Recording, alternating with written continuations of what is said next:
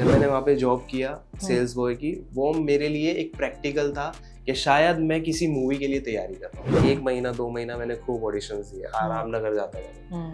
अब जिस चीज के ऑडिशन कभी नहीं दिए मैंने, वो मैं आज हूँ। लड़कियां ढूंढ रहे थे डांसर जो अच्छा डांस करती हो, फेस एकदम क्लीन फ्रेश रॉ, ऐसा फेस हो।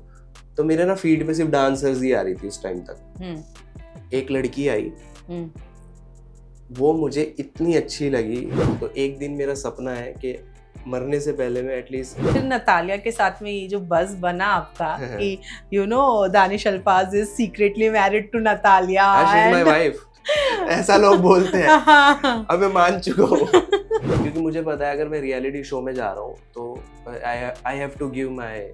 मैं आपको बदलने की बहुत कोशिश किया हूँ, क्योंकि ऐसे लोगों की, तो अगर कोई इन्फ्लुएंसर है तो वो ऐसे ही इन्फ्लुएंसर नहीं बन गया, राइट। उसके अंदर कोई बात होगी ना कुछ तो लोगों को पसंद आया होगा ना। ऐसे से स्टार नहीं बनते, आप आपके टैलेंट और आर्ट से स्टार बनते हैं। लोग नया नया ट्राई करने की कोशिश कर रहे हैं, बट ऑडियंस बेवकूफ होती नहीं है। वो टीआरपी वहीं देगी जहाँ उनको मजा आएगा, तो लोग फिर क्या करते हैं, कंट्रोवर्सी करते हैं। Hello and welcome to tele Chakkar. मैं सीएच शर्मा आप सभी का स्वागत करती हूँ और आज हमारे साथ है दानिश अल्फाज, जिनके गाने आपको डेफिनेटली पसंद होंगे, लेकिन उनकी जर्नी के बारे में आज हम उनसे जानेंगे।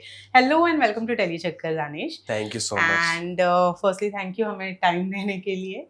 एंड वी ऑल नो आपकी जर्नी कैसी रही है, थोड़ा बहुत जानते हैं, थोड़ा बहुत आज भी जानेंगे, बट यूपी से यहाँ तक का सफर कैसा रहा है आपके लिए? बहुत कमाल था मैं सुनहरे अक्षरों में अगर पिरोऊं तो मतलब मेरी लाइफ एक किताब की तरह है। मतलब उसमें कहानियां हैं और बहुत सारी कहानियां हैं कि खाली एक कहानी में सिमट के नहीं रह जाती वो। आप सीजन वाइज देख सकते हो उसको, एपिसोड्स तो है ही, आप अलग अलग सीजन में देखोगे। तो एक जर्नी रही है, खतौली से मेरठ, मेरठ से मुजफ्फरनगर से दिल्ली, नोएडा, दुबई, मुंबई।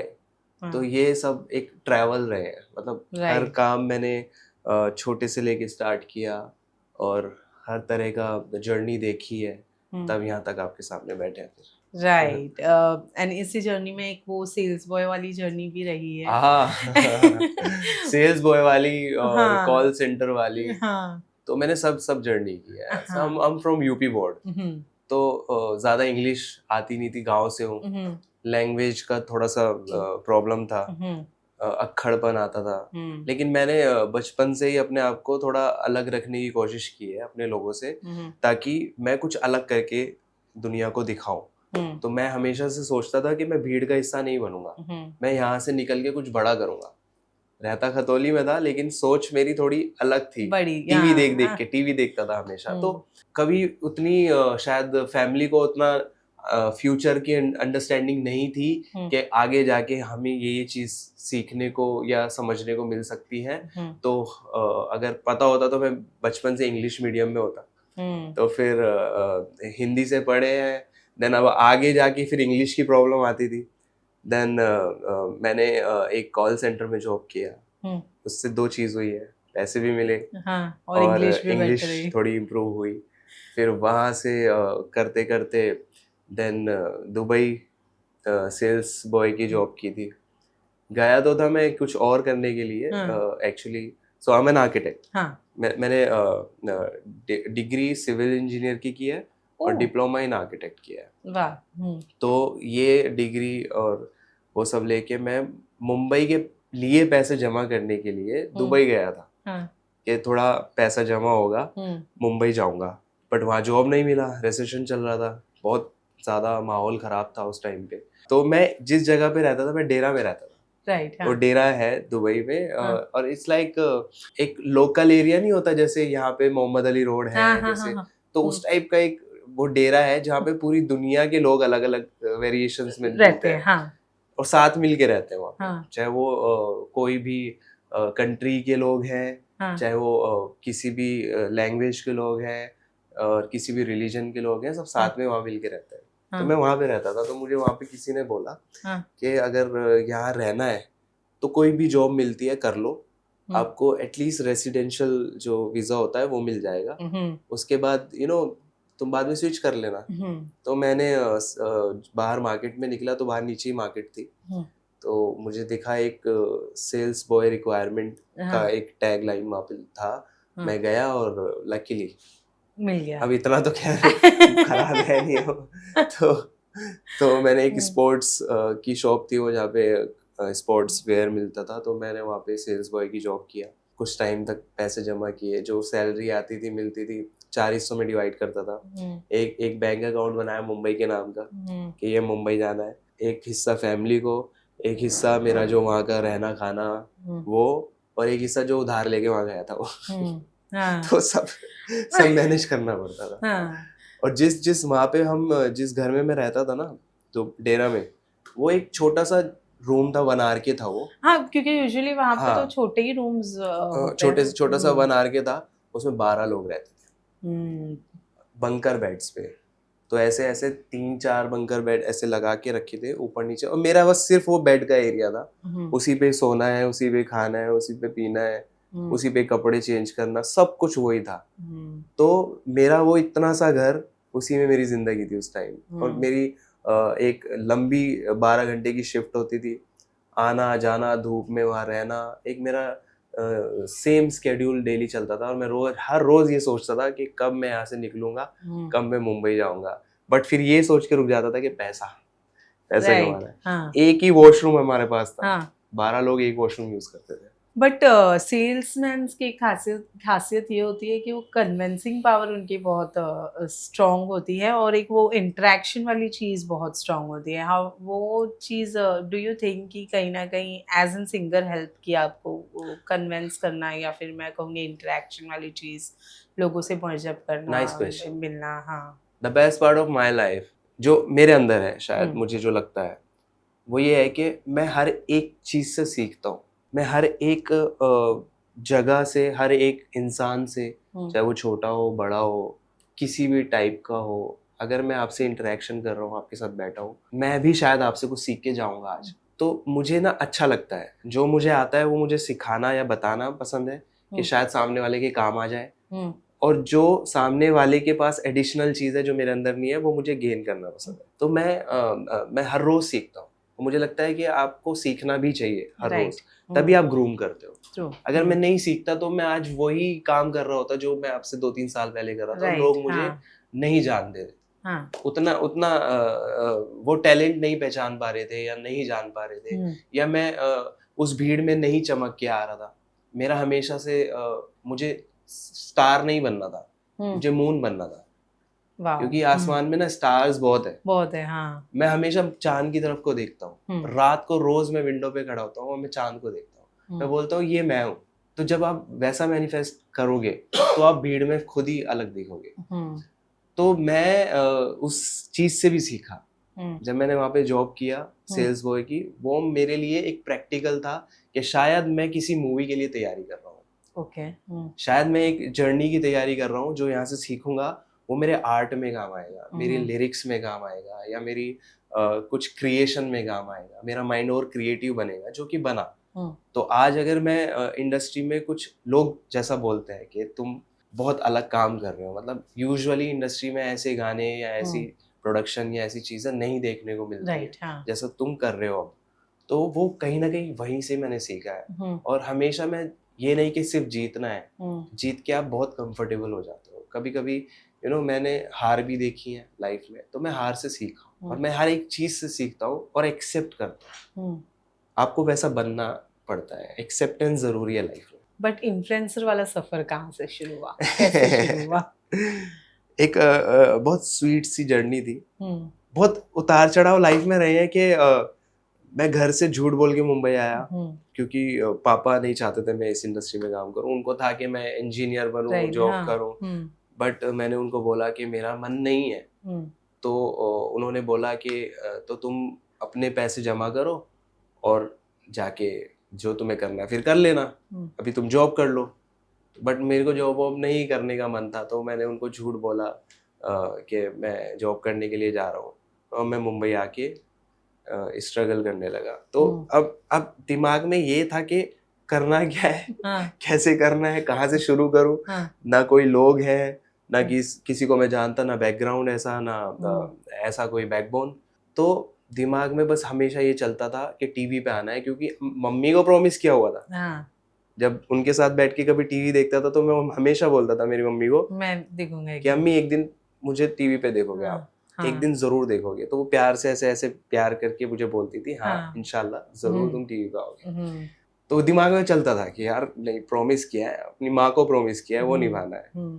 तो मुंबई आके ऑडिशंस देना शुरू किया, बसेस से ट्रैवल करना, बसेस के नंबर भी याद हो गए थे कि कौन सी बस कहाँ जाती है, और लाइन में खड़े होना बस के लिए। फिर बस मेन पॉइंट पे नहीं वो ड्रॉप करते तो वहां से फिर वॉक करके पूरा ऑडिशन रूम ढूंढना, ऑडिशंस देना। पूरा दिन ऐसे निकल जाता था, हर रोज हो कुछ नहीं रहा था। 1 महीना 2 महीना मैंने खूब ऑडिशंस दिए, आराम नगर जाता था। अब जिस चीज के ऑडिशन कभी नहीं दिए मैंने, वो मैं आज हूँ। मैंने सिंगिंग की ऑडिशन कभी नहीं दी, ठीक है। आज मैं सिंगिंग भी कर रहा हूँ, अच्छे बड़े बड़े नॉन लोगों के साथ भी काम कर रहा हूँ, और जज भी बनता हूँ कभी कभी किसी शो में। स्कूल्स एंड कॉलेजेस में भी गाना गाते थे, वो मेरा शौक था।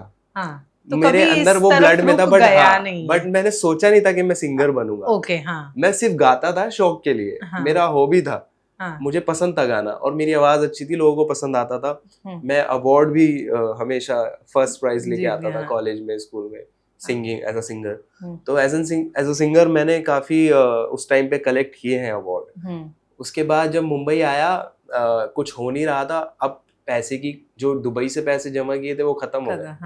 मैं एक टाइम ऐसा था कि मैं गोरेगांव में फैजी भाई हैं, अच्छा सबसे पहले मैं मेरे रिलेटिव के यहाँ रहता था, जो मालवनी रहते हैं, ठीक है। मेरे पापा के वो खाला खालू है, ठीक है। कुछ टाइम आ रहा, बट ज्यादा टाइम आप किसी के घर नहीं रह सकते। और जितना टाइम मैं रहा उन्होंने मेरा सपोर्ट किया, बट मुझे खुद से अंदर से लगने लगा था कि यार अब इतना नहीं रह सकते किसी के घर, क्योंकि मुंबई में ऑब्वियसली छोटे छोटे घर होते हैं। वो भी अपना सर्वाइवल उनका भी चालू था, तो ज्यादा किसी के ऊपर बोझ बनना अच्छा नहीं है। और मैं बचपन से ही खुददार हूँ, मुझे खुद चीजें करना पसंद है, मेरे डैड से सीखा है मैंने। तो मैं वहां से निकला, फिर एक गोरेगांव में स्टूडियो है, फैजी भाई करके है, वो मेरे आज भी, मैं उनकी रिस्पेक्ट बहुत करता हूँ। उन्होंने बोला कि जब तक तुम्हें रहना तुम रहो यहाँ पे स्टूडियो में। तो मैं 1-2 महीना उनके स्टूडियो में रहा हूँ, उनके चेंजिंग रूम में सोता था मैं। तो जो शूट पे खाना आ रहा है, जो आ रहा है, वो मैं खाता था, ऐसे चलता रहता था। बहुत टाइम तक वहां भी रहा। फिर मैंने सोचा यार अब कुछ करना है, अब तो बहुत हो गया यार ऐसे, अब तो क्या करूँ। एक्टिंग का हो नहीं रहा था कुछ। मेरे को लगता था कि एक बार टीवी पे आ गए मतलब आप स्टार बन गए, आपके पास बहुत पैसा है, आपके पास नाम है, गाड़ी है। ये मेरा एक थॉट था, एक मिथ बना हुआ था ऐसा कि ऐसे ही होता है। अब रियलिटी चेक कब मिला मुझे, एक दिन कोई बंदा एक बाइक से आया, बाइक से आके वो ऐसे ही रोड पे उसने कुछ शॉपिंग की, हमने बात भी की, और वो चला गया। मेरे को मेरे दोस्त ने बोला पता है कौन था ये? मैंने बोला कौन था? यार एक टीवी सीरियल आता है ना, उसका लीड है। मैंने बोला क्या बात कर रहे हैं? कह रहा हाँ। कह रहे अब समझा तू, एक्टर्स और जो इंडस्ट्री में काम करते हैं, तू बोलता है कि एक बार बस टीवी पे आ गया तो स्टार बन गए, भीड़ ये वो। देख, हर दूसरा बंदा यहाँ पे स्टार है, हर दूसरा बंदा यहाँ टीवी पे आता है, हर दूसरा बंदा यहाँ पे फिल्मों में काम कर रहा है। जो तेरे साथ आसपास है ना, इनमें से आधे लोग काम कर चुके हैं। देख, कोई रिक्शा चला रहा है, कोई ये कर रहा है, वो कर रहा है। मैंने बोला वहां मैं थोड़ा सा रियलिटी चेक मिला। और मैं उस दिन मैं थोड़ा डिमोटिवेट हुआ कि शिट यार, मतलब जब इतने अच्छे अच्छे लोग जो अच्छे दिखते हैं, अच्छे एजुकेटेड हैं, अच्छा पहनते हैं, पैसा भी है उनके पास थोड़ा, जब उनकी ये हालत है यार, मैं तो फिर भी मैं क्या हूँ यार, मैं तो गुड लुकिंग भी नहीं हूँ। उस टाइम पे ग्रूम भी नहीं कर पाया अपने आप को, ना कपड़े पहनने की तमीज थी, ना ज्यादा अपने आप को पहचान पाता था मैं। तो मैंने बोला यार देखो, फिर एंड में यही सोचा मैंने कि ये लोग वो है जो ये है, बट तू दानिश है, तू दानिश अल्फाज है, और इस दुनिया में दानिश अल्फाज एक ही है। अभी भी तू सिंगल पीस ही है। इनको ना देख के मैं उन लोगों को देखूं जिन्होंने अपना नाम बनाया है, छोटे शहरों से निकल के मेहनत की है, सब कुछ अचीव किया है। Why not you? तू भी करेगा, तू भी कर लेगा, बस हिम्मत नहीं हारनी, करते जा, लड़ते जा, गिरते जा, सीखते जा। बट करना है, एक दिन करना है, प्राउड फील कराना है, मेरे माँ के लिए करना है, बाप के लिए करना है, उनको ऐसा फील कराना है कि वो दुनिया में मेरे नाम से जाने जाए। मेरा सरनेम मिर्जा है वैसे, दानिश अल्फाज मिर्जा। ओके। तो मैं अल्फाज को एज अ सरनेम यूज करता हूँ, हाँ. जो शायद सबको नहीं पता।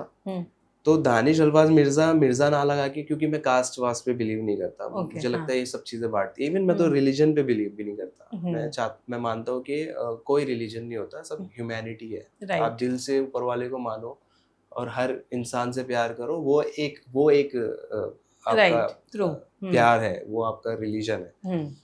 मैं मिर्जा नहीं लगाया कभी, फिर मैंने दानिश अल्फाज ही लिखा। तो आज मेरे मॉम डैड मेरा नाम लगाते हैं, वो अल्फाज लगाने लगे, मेरे पापा और मेरी मम्मी। तो मतलब मुझे बहुत प्राउड फील होता है कि लोग अपने माँ बाप का नाम लगाते हैं, उन्होंने अपने बेटे का नाम लगाया। तो मतलब मैंने इतना किया है। हाँ. तो वो एक पहला स्टेप था मेरा। हाँ. जो सक्सेसफुल हुआ। हाँ. बस यही था कि मैंने कभी हार नहीं मानी। हाँ. मैं कभी डिमोटिवेट अगर हुआ भी तो मैंने अपने आप को समझाया खुद से, क्योंकि कोई और आपको शायद ना आपका अंदर का चिराग जला पाए, आप खुद हो। आप खुद ही अपना बुरा भी करते हो, आप खुद ही अपना अच्छा भी करते हो, सब कुछ यहाँ से होता है बस। बट इस इन्फ्लुएंसर की जर्नी में किसी की हेल्प ली? हाँ. Back to this influencer thing.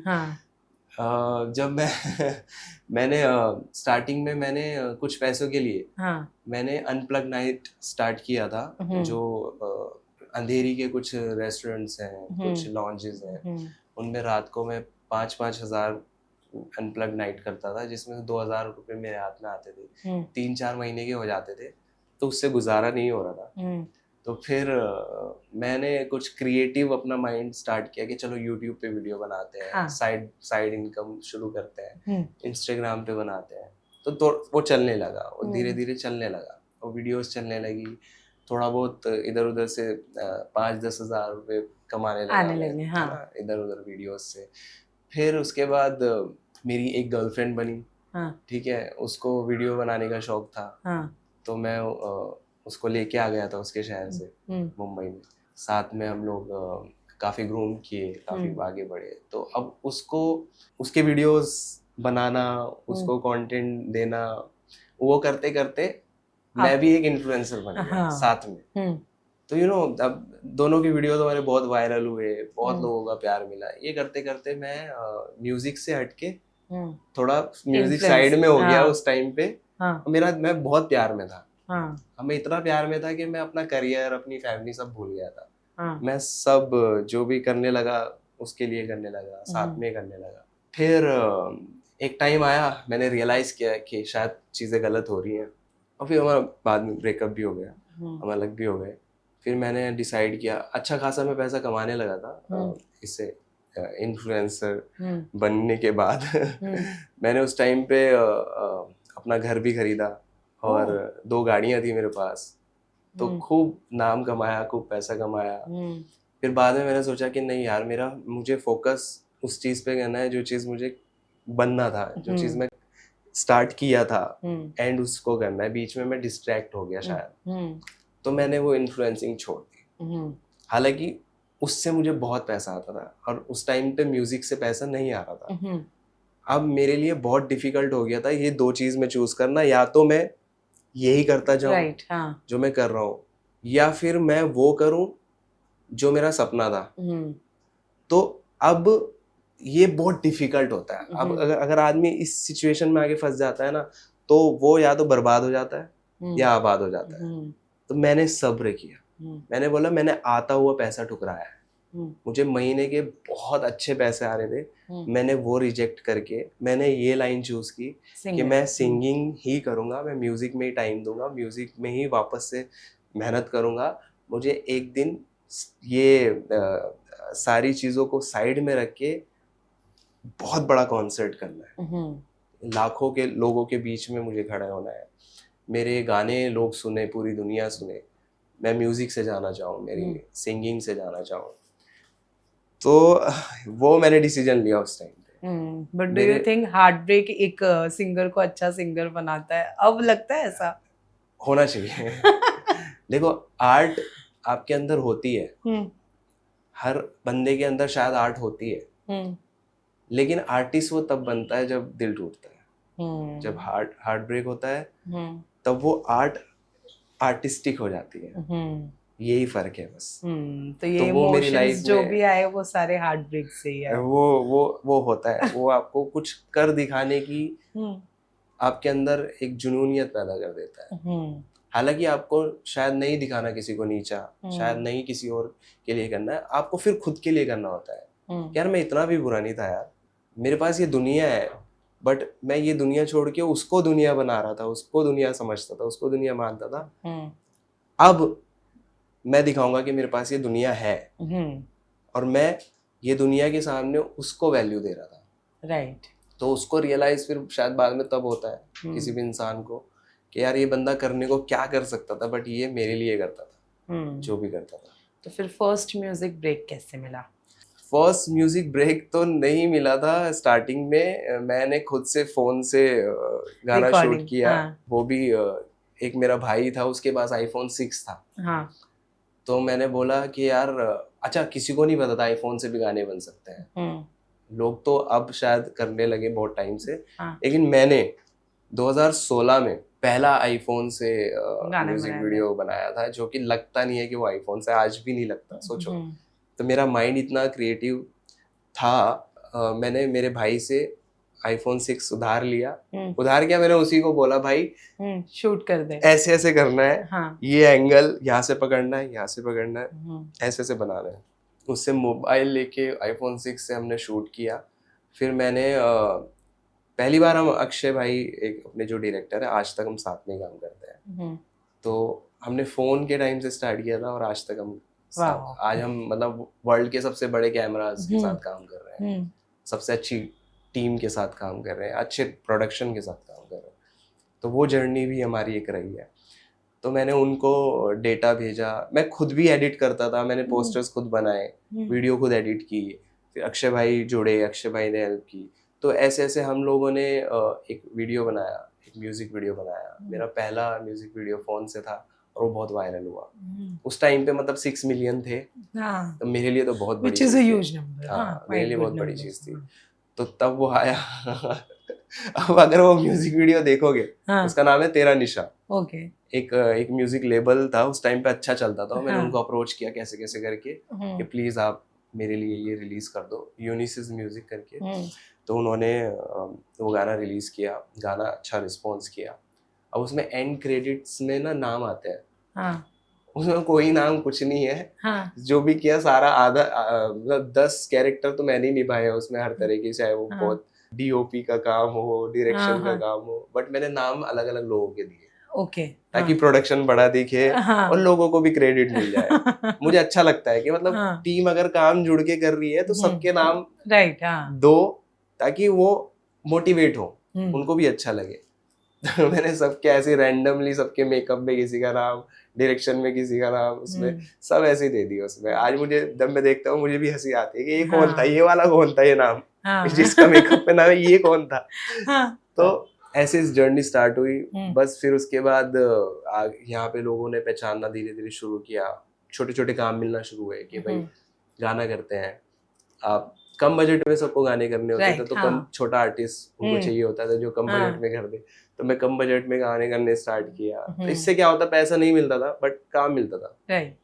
फिर वहां से 1-2 शो मिल जाते थे छोटे छोटे नाइट क्लब में, या फिर अनप्लग्ड नाइट मिल जाते थे। थोड़ा थोड़ा पैसा, ये ना बैलेंसिंग बहुत जरूरी है। स्टार्टिंग में आपको बहुत चीजें खुद करनी पड़ती है। आपको प्रोडक्शन भी मैं खुद ही अपने लिए जो प्रॉप्स यूज होते हैं गाने में, वो मैं खुद ही रिक्शा से घूमता फिरता था पूरे मुंबई में कि यार ये प्रॉपर्टी चाहिए गाने में, तो खुद ही ढूंढ रहा हूँ, सब चीजें शॉपिंग कर रहा हूँ। पूरा दिन निकल जाता था, धूप में काला हो जाता था। तो वो सब मैंने प्रोडक्शन के भी काम किए हैं, सब किया है अल्हम्दुलिल्लाह। आज तो पूरी टीम है, मतलब आज तो मेरे पास 200 लोग की टीम है जो अलग अलग काम हर तरह के करता है। बट फिर भी मैं खुद इन्वॉल्व होता हूँ, फिर भी मैं आज भी सबके साथ बैठता हूँ, हर तरह से इन्वॉल्व होता हूँ, करता हूँ, ताकि क्रिएटिविटी में कोई भी कॉम्प्रोमाइज ना हो। बट फर्स्ट बड़ा स्टार कौन था जिसके साथ में गाना किया हो, जो आपके अकॉर्डिंग वेल नोन बड़ा स्टार हो, वेल नोन हो, ठीक ठाक वाला? स्टार के साथ किया था, डेजी शाह के। हाँ, डेजी शाह उनके साथ में उनके फर्स्ट साथ, गाना किया हाँ, था। फर्स्ट गाना किया था जो मतलब लाइक अच्छा लेवल पे किया था। मैंने देखा है ज्यादातर आप रियलिटी शोज से लोगों को पिकअप करते हैं गाने के लिए। ये कोई स्ट्रेटजी है क्या है, मतलब इसके पीछे की वजह क्या है? अच्छा, मैं आपको बताऊं, मैं कास्टिंग सबसे डिफिकल्ट काम है मेरे लिए। सबसे ज्यादा डिफिकल्ट। हमारे सारे काम इजीली हो जाते हैं, लेकिन हम ना हर बार अटकते हैं कास्टिंग पे। अब कहने को सब बोलते हैं तुम्हारे पास तो पूरी इंडस्ट्री है, सारे इतनी सारी लड़कियां फ्रेंड्स हैं जो इंडस्ट्री से हैं, वो भी अच्छी दिखती है, वो भी फेमस है, वो भी फेमस है। बट मेरा मानना है कि गाने की ना एक डिमांड होती है। हर एक गाना ना आवाज देता है खुद से अपनी कास्ट को कि मेरे लिए ये बनी है, तो हम वो चेहरा ढूंढ रहे होते हैं। मेरा मन करता है, मेरी इतनी सारी फ्रेंड्स हैं, अच्छे फ्रेंड्स हैं, मैं जब हम लोग पार्टी करते हैं या फिर कुछ जैसे लॉन्च रख रहे हैं, रेड कारपेट रख रहे हैं, तो इतने सारे लोग आते हैं माशाल्लाह, सब प्यार करते हैं। तो मैं अगर 100 को इनवाइट कर रहा हूँ तो वो वहाँ पे 200-300 लोग आ जाते हैं। तो इतना प्यार करते हैं लोग, जिसमें से बहुत सारी जो फीमेल होती हैं वो भी एक्टर हैं, अच्छी हैं, जो काम कर रही हैं। मेरा सबके साथ मन करता है कि यार एक बार हमें सबके साथ काम करना है, क्योंकि सब फ्रेंड्स हैं इंडस्ट्री के। लेकिन क्या होता है, मजबूरी ये होती है कि डिमांड पे आके हम रुक जाते हैं कि गाने की डिमांड क्या है। तो अब जो मेरा एक गाना था दिरहम, मैं छोटा सा आपको बताता हूँ उसका किस्सा। दिरहम हमने बनाया, हमारा प्लान था कि अच्छा बड़ा प्रोडक्शन लगाएंगे, अच्छा शूट करेंगे, विजन हमारे बहुत तगड़े थे। फीमेल कास्ट हम कोई अच्छी लेंगे, नॉन लेंगे, टीवी से लेंगे या फिर फिल्म से लेंगे। हमने सब किया, हमने बात भी कर ली, 2-3 लोग फाइनल शॉर्टलिस्ट भी कर लिए। उनके चीज़ें मुझे नहीं तब तक समझ में आ रही थी जब तक गाने का 2-3 दिन बचे थे शूट के। मैं पागल हो गया कि यार मुझे नहीं लग रहा है कि यार ये नहीं, ये नहीं, ये नहीं। मैंने बोला छोड़ो, अब हम ये भी नहीं देखेंगे कौन क्या है, हम सिर्फ ये देखेंगे कि गाने में क्या एक्चुअल में फिट इन हो रही है या नहीं हो रही है, तो या नहीं हो रही है। तो 1-2 थे जो उस टाइम पे डेट्स नहीं थे जो मुझे लगता था फिट इन हो रहे हैं, तो हमने बात नहीं की। बाकी बहुत सारे लोगों की जो नोन है उनकी डेट भी मिली, बट मुझे नहीं लग रहा था कि क्योंकि उसमें अलग कैरेक्टर था, उसमें एफ्रो डांस था। तो एक दिन मैं स्क्रॉल कर रहा था ऐसे रील्स, और मेरे ना फीड पे सब डांसर्स आ रही थी उस टाइम पे, क्योंकि हम लोग लड़कियां ढूंढ रहे थे डांसर जो अच्छा डांस करती हो, फेस एकदम क्लीन फ्रेश रॉ ऐसा फेस हो। तो मेरे ना फीड पे सिर्फ डांसर्स ही आ रही थी उस टाइम तक। एक लड़की आई, वो मुझे इतनी अच्छी लगी गाने के लिए कि मैंने जोई को बोला, मेरी सिस्टर को, कि जोई एक बार इसको देखो। मैंने बोला यही चाहिए मुझे। कह रही कि ये कौन है ये? मैंने बोला मुझे नहीं पता कौन है। हमने प्रोफाइल ओपन की, उसके कुछ 10-15 या कुछ अराउंड 1000 फॉलोअर्स थे। तो जोई बोली कि बट ये एकदम फ्रेश है, इसको तो इसने तो शायद कभी कोई काम भी नहीं किया है, नोन भी नहीं है। मैंने बोला कोई फर्क नहीं पड़ता, मैंने बोला ये ही चाहिए, इसको बुलाओ। तो जोई ने उसको इंस्टा पे मैसेज किया, उनकी बात हुई। नेक्स्ट डे, लकीली वो मुंबई में थी, नेक्स्ट डे वो घर पे आई। मैंने उसको देखा, सिर्फ मैंने कोई इंटरव्यू या कोई वो कुछ नहीं किया, मैंने उसको देखा। मैंने बोला, अब मैंने डिसाइड तो कर लिया था कि यही होनी है, पर मैंने बोला कि शाम को आपको कॉल आ जाएगा। अब शाम को जोई ने उसको कॉल किया कि आप कल आ जाओ, फाइनल अपनी फिटिंग्स वगैरह आपका टीम से मैं मिलवा देती हूँ, मेजरमेंट ले लेंगे, डेट्स आपको ये है, ये शूट करना है। वो उसको बिलीव ही नहीं हो रहा था, वो तब भी बिलीव नहीं कर रही थी। तो मैंने उसको बोला कि you are really doing a song, मैं अगर टाइम दे रहा हूँ, एनर्जी दे रहा हूँ, तो मतलब ये काम हम कर रहे हैं। तो उसको थोड़ा सा उसके लिए प्रोसेस करने में उसको टाइम लगा। देन अब मेरी जो टीम थी वो कह रहे, दानिश तुम इतना बड़ा रिस्क ले रहे हो, क्या तुम्हें लगता है ये हमें लॉस नहीं होगा, वर्कआउट कर पाएगा? मैंने बोला मैं जानता हूँ, मैं आगे तक के विजन देखता हूँ। मैंने बोला ये वर्कआउट करेगा। और उस लड़की ने जो आग लगाई है गाने में, मतलब डिजर्व करती है वो तारीफ। तो अब ऐसे हमारी वो कास्टिंग हुई, हमने वो गाना किया, गाना बहुत अच्छा बना, लोगों को बड़ा पसंद आया। क्योंकि मुझे पता था उसमें फीमेल का बेस्ट होना ज़रूरी है, फीमेल का हमने पार्ट ज़्यादा रखा था उसमें, क्योंकि डांसिंग थी। I am not a good dancer, मैं करता भी नहीं, अटेम्प्ट भी नहीं करता मैं, ताकि मजाक ना बन जाए, तो इसलिए मैं करता भी नहीं। तो फिर उसके बाद वो गाना आया, लोगों को पसंद आया, गाना बहुत वायरल हुआ। देन नेक्स्ट सॉन्ग हमने मैं तेरे इश्क में प्लान किया, ईशा मालविया। तो लोगों की एक्सपेक्टेशंस अब और बढ़ गई थी कि धीरम के बाद क्या आने वाला है। अच्छा, मैं धीरम मेरा पहला गाना काउंट करता हूँ। उससे पहले जो गाने किए मुझे लगता है वो मेरी एक जर्नी थी, लर्निंग वाला प्रोसेस। ठीक है। अब धीरम से हमने एक मैग्ना मार्क प्रोडक्शन है हमारा, मैग्ना मार्क स्टूडियोज, वो स्टार्ट किया है।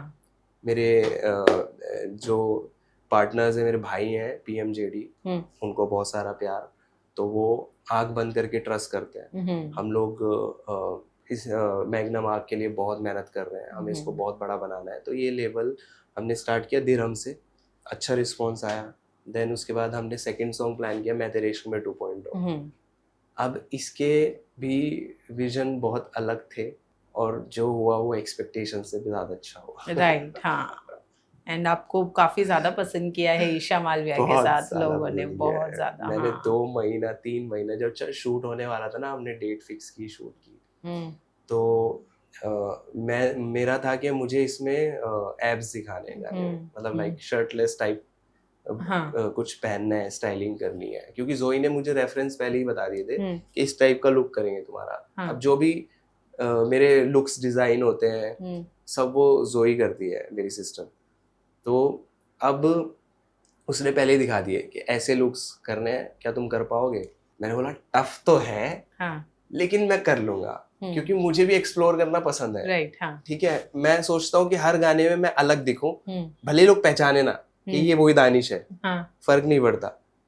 अभी भी यही कंफ्यूजन होती है लोगों को कि ये वही दानिश है, क्योंकि हर बार अलग लुक मिलता है। मैंने बोला कोई बात नहीं, फर्क नहीं पड़ता, लोगों को काम पसंद आना चाहिए, लोगों को गाने पसंद आने चाहिए। मैं मुझे पहचान पा रहे नहीं पहचान पा रहे वो मैटर नहीं करता। वो लुक्स मैंने देखे, मैंने बोला ठीक है। मैंने 2-3 महीने का गैप था, मैंने रोटी बंद कर दी। मैंने 3 महीना रोटी नहीं खाई, मैंने कोई दिन स्किप नहीं किया जिम से। मतलब अगर संडे छुट्टी होता तो संडे भी मैं थोड़ा बहुत कार्डियो करता था। स्वीट बिल्कुल बंद, और फ्राइड बिल्कुल बंद, सब बंद कर दिया मैंने। मैं जो यूजुअली मैं कार्ब्स लेता था, मैं 5% कार्ब्स पे आ गया, क्योंकि थोड़ा बहुत तो लेना पड़ता है एनर्जी के लिए। 5% कार्ब्स पे आ गया मैं। बहुत मेहनत की मैंने दिन रात मेहनत की इस गाने के लिए, क्योंकि गाने का ऑडियो हमने बहुत अच्छा बनाया था। हमें था कि हमें वीडियो कुछ अलग हटके बनाना है, यूजुअल नहीं करना है। लोगों से 3 मिनट का गाना दिखता है, बट उसके पीछे जो मेहनत होती है वो हमने दिन रात की। अब बिग टास्क ये था कि इसमें रैपर कौन होगा। मेरा एक सपना है कि मैं हनी पाजी के साथ काम करूं। मैं उनको देख के बड़ा हुआ हूँ, उनको देख के सीखा हूँ, और वो मेरे लिए जान है। मेरे स्टूडियो में उनका फोटो लगा हुआ है। ठीक है, मैं किसी भी आर्टिस्ट को like AR Rahman, Honey Singh and Arijit Singh, मैं इन लोग को, मतलब ये तो नहीं बोलूंगा कि भगवान लोग मानते हैं, वो तो गलत है कहना। मैं इन लोगों को अपना आइडल मानता हूँ। मैं इन लोगों को अपना, ऐसा लगता है कि इनसे मेरा कहीं ना कहीं कुछ तो कनेक्शन है। तो एक दिन मेरा सपना है कि मरने से पहले मैं एटलीस्ट हनी बाजी के साथ एक गाना करूँ, ये मेरा सपना है। एंड बोहेमिया बाजी को मैं बचपन से सुनता हूँ, तो वो भी मेरी लगता था कि यार इनसे भी एक लगाव है, इनसे एक टच है, इनसे एक टच है। इनके साथ भी एक कभी आर्टिस्ट टू आर्टिस्ट में मिलूंगा, आर्टिस्ट टू आर्टिस्ट में काम करूं, आर्टिस्ट टू आर्टिस्ट बैठूं। मेरा शौक नहीं है कि मैं एज अ फैन लोगों के पास जाऊं, मैं योर बिग फैन, अब वो जानते भी ना हो। मैं चाहता हूं कि मैं जब उनके सामने खड़ा हूं तो मैं भी एक आर्टिस्ट हूं, और उनको मेरी आर्ट की पहचान हो। उनको पता होना चाहिए कि ये दानिश है, ये अच्छा काम करता है, इसने ये काम किया है। तो मैं चाहता हूँ लोग मुझे ऐसे पहचाने। जब मैं बोहेमिया बाजी का नाम आया गाने के लिए, हमारी टीम में से किसी ने सजेस्ट किया कि बोहेमिया बाजी से ये गाना करते हैं। उनसे कांटेक्ट हुआ उनके साथ मेरी फर्स्ट वीडियो कॉल थी। हाँ। और उनको बताया कि दानिश का गाना है ऐसे, तब तक मेरे गाने आ चुके थे, शायद वो पहचानते थे। अब बोहेमिया बाजी ने जब बात की, मैंने उनको समझाया, बताया कि ऐसे ऐसे गाना है, ये करना है, तो he was very happy and he was excited. तो बोला कि बाजी मतलब गाना बहुत तगड़ा है, बहुत बढ़िया है, और ये गाना हम करते हैं, बहुत बढ़िया है। और मैंने फिर उनको ये भी बोला कि हम ये धर्मेंद्र जी को ट्रिब्यूट करेंगे गाना, तो वो और ज़्यादा खुश हो गए। वो बोले कि अब तो तुम जहाँ बुलाओगे मैं आ जाऊँगा। ही वाज लाइक, पहले वो गाना तो वो गा के भेज देते, बट जब मैंने बोला ना कि धर्मेंद्र जी को भी हम ट्रिब्यूट कर रहे हैं, तो उन्होंने बोला कि जहाँ बुलाओगे मैं आ जाऊँगा। एक respect, artist to artist respect देखो। और वो इतना इमोशनल थे, उन्होंने कोई डेट को लेके उफ नहीं किया, कुछ नहीं किया, जैसे हमने उनको बोला, जैसे भी बोला। मतलब मैंने अगर ये बोला पाजी आप भी अपने हिसाब से कुछ बता दो, कुछ बोले नहीं पाजी आप बोलो, आप बता दो, मैं कर लूंगा। और वो आर्ट की रिस्पेक्ट है, ठीक है। तब से मुझे उनसे और प्यार हो गया है। बस हम दुबई में पहली बार मिले, वो मुलाकात याद रहेगी हमेशा। बहुत अच्छे से हमने गाना शूट किया। थोड़ा डिफिकल्टी आई क्योंकि वहाँ पे जब हम शूट कर रहे थे, हमारे सेट्स पूरे उड़ गए थे तूफान में। हमारा पूरा प्रोडक्शन टेंशन में आ गया था, स्ट्रेस में आ गए थे हम लोग, क्योंकि जहाँ पे हमने सेट्स लगाए थे डेजर्ट सफारी, हम गए उस एरिया में गए, हम अच्छी लोकेशन ढूंढ के हम अंदर तक पहुंचे, बट वहाँ तूफान आ गया। हमने सेट्स जो लगाए थे वो उड़ गए सारे। अब हम कह रहे यार ये तो गलत हो गया, अब शूट कैसे होगा। बट हमने कैसे भी करके हमने शूट किया। हमें पता है हमने, बट ईशा कोऑपरेटिव थी इन सारी चीजों के बीच, बहुत ज्यादा। Isha is a sweetheart, उसको काम से लगाव है, उसको भी, वो भी एक आर्टिस्ट है। अच्छा, इसीलिए वो इतनी आगे जा रही है, इसीलिए लोग उसको इतना प्यार करते हैं, क्योंकि उसको आर्ट की कद्र है, और उसको उसके अंदर ना एक भूख है कुछ नया करने की, कुछ बड़ा करने की, आगे बढ़ने की। तो वो ही भूख आपको आगे ले जाती है, वो खत्म नहीं होनी चाहिए, वो कम नहीं होनी चाहिए। लोगों को सेटिस्फेक्शन मिल जाता है थोड़ा बहुत काम करके, उनको लगता है वो स्टार बन गए, थोड़ा पैसा कमा लिया तो चलो सब आ गया, तो वो रिलैक्स हो जाता है। बट वो नहीं है ऐसी, वो बिना सोए काम करती है। Like she is like me, मैं उसके अंदर देखता हूँ अपने आप को, कि मैं पहचान पाता हूँ कि उसको काम करना है, चाहे नींद ना मिले, सुकून ना मिले, एक सेट से दूसरे सेट पे बिना सोए जाना। उसने किया ऐसे, उसने 2 दिन का शूट था हमारा, दूसरे दिन पूरा शूट था, और उसको रात को ही फ्लाइट लेनी थी, क्योंकि नेक्स्ट डे फिर से उसका कहीं और इंडिया में शूट था। तो उसने शूट कंप्लीट किया, हमने उसके सेट्स पहले निपटा दिए, ताकि वो टाइम पे अपनी फ्लाइट ले वापस जाए और अपना काम स्टार्ट करे। उसने किया बिना सोए और मेहनत की, और वो रंग भी लाई, लोगों को पसंद आई। एफर्टलेस लगता है, बट एफर्ट्स बहुत है। बिल्कुल।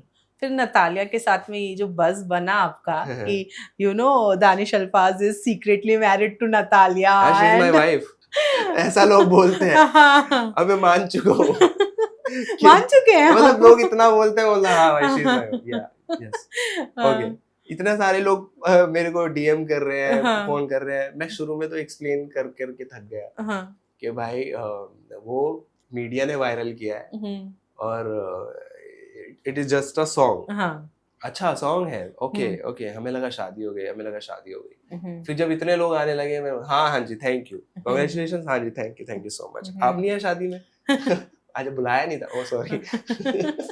बट अच्छी स्ट्रेटेजी थी वो। नहीं हमने कोई स्ट्रेटेजी नहीं बनाई थी, हमने वो फन में किया था। एक्चुअली क्या था, हम ना दोनों ऐसे ड्रेस्ड अप थे, तो हम वहाँ पे खड़े हैं, फोटोज क्लिक हो रहे हैं, क्यूट से फोटोज आ रहे हैं। तो ये मेरी सिस्टर ने फन में एक वीडियो बना दिया कि कांग्रेचुलेशन, होता है एक दूसरे को छेड़ना, टीज करना, वैसे बना के उसने डाल दिया। बाद में उसको रियलाइज हुआ ये शायद गलत हो सकता है, तो उसने डिलीट भी कर दिया वो हाफ एन आवर के अंदर। वो तब तक लोगों ने वो फोटो देख ली थी, जब तक तो काम जो होना था वो तो हो ही चुका था। फिर जो मार्केट में वो वायरल हुआ, मेरे को कहाँ से मेरे रिलेटिव्स के फोन आ रहे, ये क्या कर लिया, हमें तो बुलाया भी नहीं। मैंने बोला कोई नहीं, रिसेप्शन में बुलाता हूँ। बट आई गेस दैट जो भी हुआ गलती से ही हुआ, लेकिन दैट ठीक वर्कड है, आउट। हाँ लोगों को अच्छा लगा, पसंद हाँ। आया, कुछ लोगों ने गालियां भी दी। इन्फ्लुएंसर्स इसमें अभी जैसे टीम 07 है, दे आर जी। टोटली टुवर्ड्स ये reality shows, but hmm. As in उस तरफ आपका ध्यान कभी गया या नहीं गया? रियलिटी शोज के लिए मुझे हर साल अप्रोच होती है। कभी कभी मैं चाहता हूँ कि मैं जाऊँ, तो जो सही जगह होती है वो नहीं मिलती। कभी कभी वो चाहते हैं कि मैं आऊँ, बट मैं उस मूड में या उस जगह पे नहीं होता कि मैं उस टाइम पे वो करूँ, क्योंकि मेरे भी गाने और स्केड्यूल चलते रहते हैं। क्योंकि मुझे पता है अगर मैं रियलिटी शो में जा रहा हूँ तो I have to give my 2-3 months, जिसमें मैं बहुत सारा काम कर सकता हूँ और भी। तो मेरे लिए क्वेश्चन होता है कि मैं एक्चुअल में जाऊँ या नहीं जाऊँ। बट हाँ, अगर एक सही मौका मिलेगा, सही टाइम पे सही शो मिलेगा तो मैं करूँगा। क्योंकि मैं भी चाहता हूँ कि मैं लोगों से कनेक्ट होना चाहता हूँ। मैं चाहता हूँ कि वो रियल दानिश को पहचाने। उन्होंने बहुत सारे रूमर्स सुने होंगे, बहुत सारी अफवाहें सुनी होंगी। बहुत लोग को लगता है कि मेरे अंदर बहुत एटीट्यूड है, बहुत लोग को लगता है कि मैं ऐसा हूँ, मैं वैसा हूँ। कहानियाँ चलती हैं, 10 लोग 10 बातें चलती हैं। मैं चाहता हूँ कि आपने जो सुना है या सोशल मीडिया पे जो देखा है, आप वो ना समझ के आप रियल दानिश देखो। रियल दानिश कौन है? एक्चुअल में वो एकदम अलग है। वो बहुत इमोशनल है, वो अपनी फैमिली से बड़ा प्यार करता है, वो अपने दोस्तों पे जान छिड़कता है। मैं अपने आप को बदलने की बहुत कोशिश किया हूँ, क्योंकि ऐसे लोगों को यूज़ किया जाता है हमेशा, ऐसे लोगों को दबाया जाता है, ऐसे लोगों को बदनाम किया जाता है, क्योंकि वो बहुत ईजी शिकार होते हैं। राइट। है ना, वो इजीली कोई भी उनको शिकार कर सकता है, जो मैं हुआ हूँ बहुत बार। और बट मैं चाहता हूँ कि लोग, मैं अपने आप को जस्टिफाई नहीं करूँगा, बस मैं चाहता हूँ कि लोग मेरे को रियल दानिश देखें और एंटरटेन हो। मैं बहुत फन लविंग भी हूँ, मैं बहुत मजाकिया भी हूँ, और कभी कभी मूड अलग होता है, कभी कभी मूड अलग होता है, तो वो सब देखें, वो हर चीज़ देखें कि सुबह से शाम तक की और हर रोज़ की जर्नी क्या होती है। मैं भी उन लोग की तरह इंसान हूँ, मैं भी एक आम आदमी हूँ जैसे सब होते हैं। मैं भी उन लोग की तरह ही खाता हूँ, पहनता हूँ, सोचता हूँ। मेरे भी मन में ये होता था कि सुबह उठूँगा तो आज का दिन का स्केड्यूल क्या होगा, पैसे कहाँ से आएंगे, मेहनत कैसे करूँगा, खाना भी खाना है, घर भी बनाना है, गाड़ी भी लेनी है, सब मेरे भी माइंड में आता था। फैमिली के लिए सब कुछ करना है, मेरे सपने थे, मम्मी के लिए घर, पापा के लिए गाड़ी, ये सब चीज़ें मेरे भी सपने थे। ऊपर वाला बस मैंने अच्छी नीयत रखी। मेरा मानना यही है, हमारी एक बुक है हदीस, उसमें एक लाइन है कि सारी चीज़ों का दारोमदार नियत पे होता है। बिल्कुल। तो वो लाइन में ना बचपन से ही मैं अपने आप को ढाल लिया था कि मैं कुछ भी करूँगा, नियत साफ, लोगों को कुछ भी लग रहा है, बट मेरी नीयत साफ है, मुझे पता है मेरी नीयत साफ है तो ऊपर वाला मुझे देगा। और मैं नीयत साफ से ही सारे काम करता हूँ। राइट। मैं वो काम कभी नहीं करता जहाँ दूसरे का नुकसान हो या लॉस हो, खाली मेरा प्रॉफिट हो। हाँ। और मुझे एक फीमेल एनर्जी बहुत अट्रैक्ट करती है। मुझे मेरे अराउंड फीमेल बहुत पसंद है, इसीलिए मैं मेरे अराउंड पहले मैंने मेरी सिस्टर को रखा। पहले लगता था कि शायद गर्लफ्रेंड की जरूरत है। लगता था कि शायद फीमेल एनर्जी मतलब गर्लफ्रेंड या वाइफ। तो मैं लिव इन में रहता था। फिर वो इतना टॉक्सिक होता है ना लिव इन, भाई आप कुछ नहीं कर पाते, लाइफ में बर्बाद हो जाते हो। तो फिर बाद में समझ में आया कि फीमेल एनर्जी मतलब जरूरी नहीं है कि गर्लफ्रेंड हो, वाइफ हो, वो आपकी बहन भी हो सकती है, आपकी माँ भी हो सकती है, कोई भी हो सकता है। कहते हैं कि आपकी सक्सेस के पीछे ना एक औरत का हाथ होता है, वो औरत आपकी वाइफ या गर्लफ्रेंड नहीं होती, वो आपकी बहन भी हो सकती है, वो आपकी माँ भी हो सकती है, आपकी फ्रेंड भी हो सकती है। ठीक है, होता है एक फीमेल एनर्जी का बहुत जरूरी है आपकी लाइफ में होना। आपको बहुत कुछ सीखने मिलता है, आपको रिस्पेक्ट करनी आती है, है ना, आपको कैसे केयर करना है एक इंसान का, कैसे पैम्पर करना है, कैसे रिस्पेक्ट करनी है एक औरत की, वो फीमेल एनर्जी से आती है।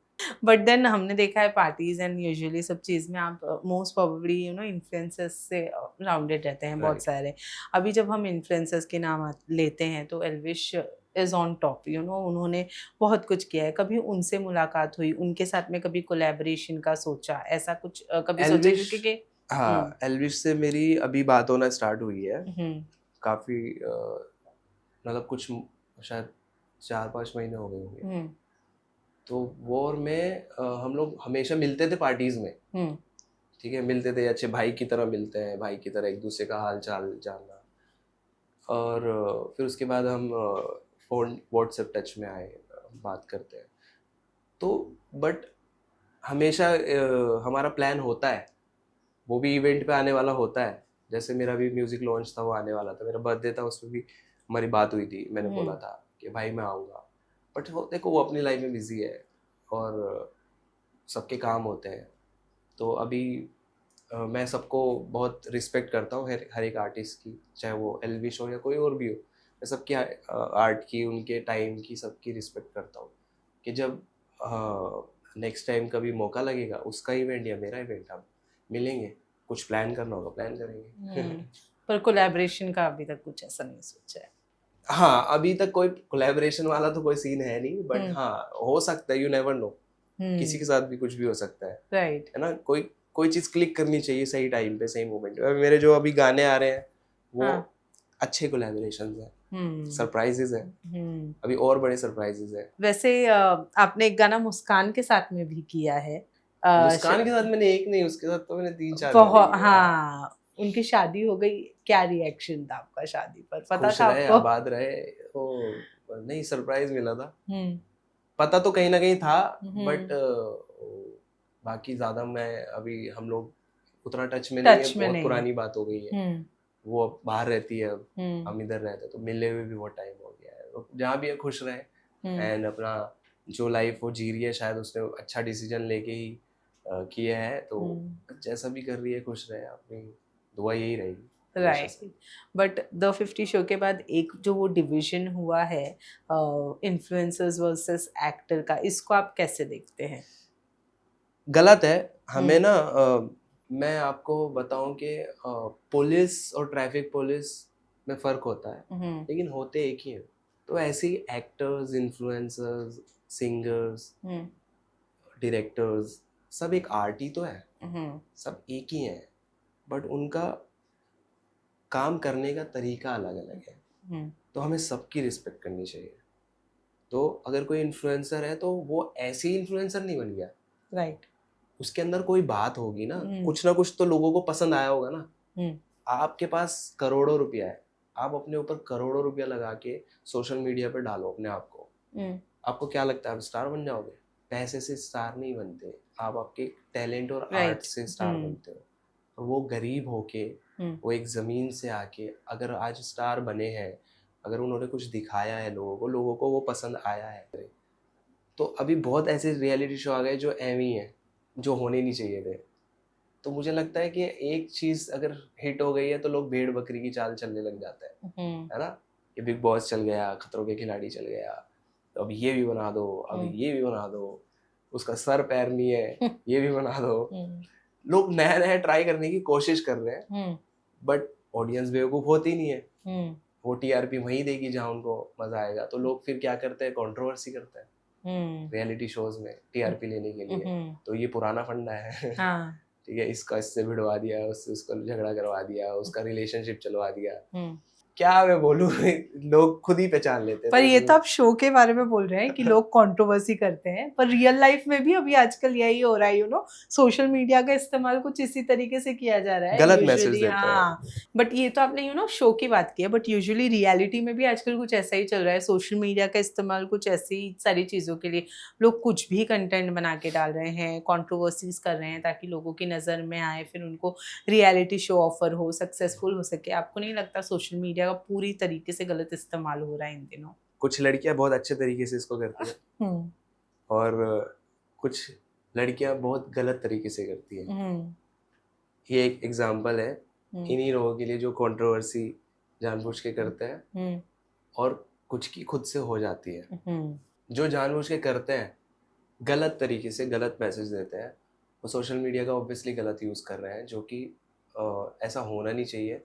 और हमारे ना इंडिया के जो लोग हैं कहीं ना कहीं वो बहुत डिपेंडेंट है सोशल मीडिया पे। बहुत बार मैंने न्यूज़ भी गलत देखी हैं जिनको एक्चुअल में लोग यकीन करके फॉलो करने लग जाते हैं। मुझे लगता है कि कोई भी चीज़ को मानने से पहले आप उसकी जड़ तक जाओ। अगर आपने सोशल मीडिया पे कोई चीज़ देखी और आप फट से बिलीव कर लिए तो आप बेवकूफ़ हो। रियलिटी शायद कुछ और ही होती है। हम किसी को भी सही या गलत जज कर लेते हैं इजीली, बट रियलिटी कुछ और होती है। दिखाने को आप सोशल मीडिया पे कुछ भी दिखा दो, तो लोग बहुत गलत तरीके से सोशल मीडिया यूज़ करते हैं, बहुत लोग करते हैं, no doubt. But then also ये सारी चीजें डिप्रेशन की तरफ भी तो लेकर जा रही है ना, लोग कितने डिप्रेशन में आ रहे, कोई भी खुश नहीं है। डिप्रेशन, फिर देन सुसाइड करना, ये करना, कितनी सारी चीजें हो रही है। तो आप अगर कोई काम कर रहे हो, अगर उससे आप खुद सेटिस्फाइड नहीं हो तो फिर वो काम 80% आर्टिस्ट जो इंडस्ट्री में काम कर रहे हैं या करने की कोशिश कर रहे हैं इसी चीज का शिकार है। वो डिप्रेस्ड है। वो लाइफ में ऊपर से बहुत लग्जरी दिखाते हैं, खुशी दिखाते हैं, बट अंदर से वो नहीं है, अंदर से डिप्रेस्ड है। कभी कभी क्या होता है, हम गलती से गलत रास्ता चूज कर लेते हैं। हमें चमक, शोहरत, पैसा सब दिख रहा होता है, लेकिन आगे चल के वो चीज़ काटने लगती है, दौड़ने लगती है।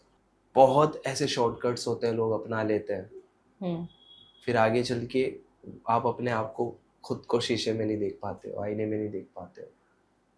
वो भी एक डिप्रेशन का चीज़ है। कभी कभी हम किसी की जेलेसी में कुछ गलत काम कर जाते हैं, आगे चल के वो डिप्रेशन दे जाती है आपको। ऑलराइट, ईशा खतरों के खिलाड़ी जा रही हैं, उनका नाम आ रहा है, क्या कहना चाहेंगे as an all the best Isha, and I hope हम जल्दी से मिलें खतरों के खिलाड़ी से बाहर निकल के या उससे पहले, क्योंकि हम लोग इतना प्लान करते हैं मिलने का। कभी वो चंडीगढ़ होती है, कभी वो मैं बाहर होता हूँ, मैं दुबई होता हूँ, कभी ये बाहर मैं बाहर। हम लोगों ने गाना साथ में किया, उसके बाद हम मिल ही नहीं पाए। सोचो, इतना बिजी वो हो गई, इतना बिजी मैं हो गया। हमने प्लान भी किया था कि हम एटलीस्ट एक रील तो बनाए, मैं तेरे इश्क में 2.0 पे, हमने बनाई नहीं। देखो वो अलग अपना बिजी है लोग, तो साथ में लोग देखना भी चाहते थे, बट हम जल्दी मिलेंगे। And all the best Isha, तुम बहुत प्यारी लड़की हो and I respect you. Mummy भी बहुत प्यारी है ईशा की। तो साथ में बहुत एक दूसरे के लिए हेल्पफुल है, बहुत प्यार करते हैं एक दूसरे से। अच्छा लगता है एक फैमिली बॉन्ड देख के, जैसे मेरा मेरी सिस्टर का सपोर्ट करती है। तो ऐसी जब आपका फैमिली आपको सपोर्ट करता है ना, आपके साथ रहते हैं, वो सपोर्ट करते हैं, तो आप ग्रूम करते हो, आप आगे बढ़ते हो। डेफिनेटली। लास्टली कोई अपकमिंग प्रोजेक्ट, कोई अपकमिंग सॉन्ग जो हमें डिस्क्लोज करना चाहेंगे? मैंने ये साल शुरू होने से पहले एक बार बोला था कि अब जो आने वाला है ना वो अलग है। वो चीज़ें यूजुअल नहीं है, धमाके हैं। और मैंने 3 महीनों में वो किया है। 3 ऐसे गाने दिए हैं कि वो यूजुअल नहीं थे, उन्होंने धमाका किया है। अब नायक खलनायक तो अभी 2-3 दिन पहले रिलीज हुआ है और वायरल हो गया, काफ़ी ट्रेंडिंग चल रहा है, लोगों का बड़ा प्यार मिल रहा है। एंड फिर से अब मैं बोलूँगा ये बात कि अब जो आने वाला है वो भी अलग है, पुरानों से अलग है और बड़ा है। तो कुछ 2.0 ही होगा। 2.0 भी होगा और एक्चुअल जो ओरिजिनल। अच्छा, मैं आपको थोड़ा सा डिफरेंस बता दूं, रिक्रिएशन में, कवर्स में और रिमिक्स में क्या फर्क होता है। लोगों को शायद, कुछ लोगों को नहीं पता, कुछ लोग को पता है। रिक्रिएशंस आप किसी पुराने गाने का इंस्पिरेशन लेते हो, कोई एक लाइन उठाते हो, बाकी पूरा वो ओरिजिनल होता है। जो मैं करता हूँ, मैं कोई पुराने गाने की एक लाइन लेता हूँ और पूरा गाना नया लिखता हूँ, पूरा गाना नया कंपोज करता हूँ, सिर्फ एक लाइन वो छोड़ के। म्यूजिक नया होता है, कंपोजिशन, लिरिक्स नहीं होती है, सब कुछ नया होता है। तो वो रिक्रिएशन है जो मैं करता हूँ। रिमिक्स क्या होता है, वही गाने को उठाया, उसी की आवाज़ ली, उसी का कंपोजिशन लिया, उसमें एडिशनल म्यूजिक, बीट्स, बेस, वो सब डाल के रिमिक्स कर दिया। और जो कवर्स होते हैं, सेम गाने को उठाया, किसी और की आवाज़ में वो गा दिया, अनप्लग्ड बना दिया, म्यूजिक चेंज कर दिया, या सेम म्यूजिक पे किसी और की आवाज़ में गा दिया। सेम लिरिक्स भी हो सकते हैं, वो थोड़ा बहुत डिफरेंस भी, वो कवर्स होते हैं। तो अब जो मैं कर रहा हूँ वो रिक्रिएशंस है कम्प्लीटली, वो 95% ओरिजिनल ही होता है। अब वो भी मैं कर रहा हूँ, और एक ओरिजिनल भी मेरा गाना आ रहा है, वो भी मैं कर रहा हूँ। और जो मैं ऐसे एक ओरिजिनल एक रिक्रिएशन, एक ओरिजिनल एक रिक्रिएशन, मैं ऐसे करता रहता हूँ ताकि लोगों को अलग अलग वेरिएशंस मिले। जो आ रहा है बहुत अलग आ रहा है। अलग आ रहा है। All right, thank you so much Danish हमें टाइम देने के लिए, and all the very thank you best. So much. जो भी आएगा अलग आएगा। Thank you so much and all the very best. Thank you. Hi, I am Danish Alfaz and you are watching me on Tele Chakkar. इसके बाद आपको चक्कर आने वाले हैं।